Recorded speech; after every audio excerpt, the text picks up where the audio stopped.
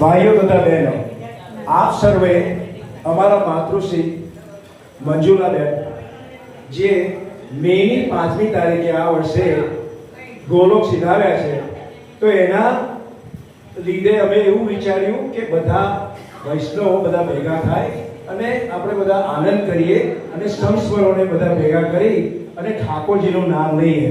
એટલા માટે અમે ગિરીભાઈને આનંદથી બોલાવ્યા છે અને એમને ખૂબ આનંદથી બધાને એટલા સરસ ઠાકોરજીના ભજન, કીર્તન અને ધોળ પર છેવટના છેડે એમને મહાદેવને પણ યાદ કર્યા, દેવોના દેવ.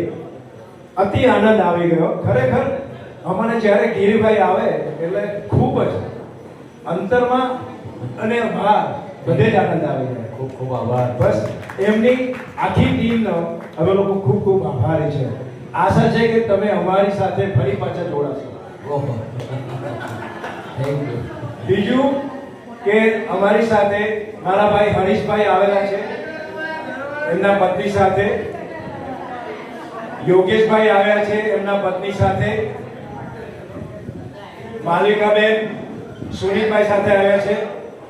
તો આજે આવી પરિસ્થિતિ અમારા કુટુંબમાં બહુ ઓછી બની રહી છે, પણ ઠાકોરજીની કૃપાથી અમે લોકો 4 ભાઈ બહેન આજે અહીંયા ભેગા થયા છે. એ અમારા માટે ખૂબ આનંદની વાત છે. બસ અમે ઠાકોરજીને એ જ પ્રાર્થના કરીએ કે અમારો એકબીજાનો અંતરથી સમજ, જે અમારો જે સંબંધ છે એ અમારા માતૃશ્રીને યાદ કરીને એ જાળવી રહે. અમે ઠાકોરજીને એ પ્રાર્થના કરીએ કે બધા કુટુંબીજનોને અમે લોકો આવી જ રીતે એકઠા થઈને યાદ કરીએ. બસ એવી જ અમે ઠાકોરજીના ચરણોમાં પ્રાર્થના કરીશું.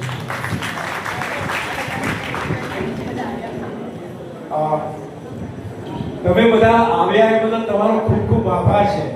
આશા છે કે ફરી અમે લોકો આવી રીતે કોઈ પ્રસંગ કરીએ અને તમે આવો અને અમારા આ પ્રસંગના અંદર આનંદ લૂંટવામાં અમને સહકાર આપો. બસ એવી જ અમારી પ્રાર્થના. બીજું, હવે ત્યાં થોડી વાર પછી અમે લોકો અહીંયા મહાપ્રસાદ એટલે ભોજનનો સમારોહ રાખ્યો છે, તો બધા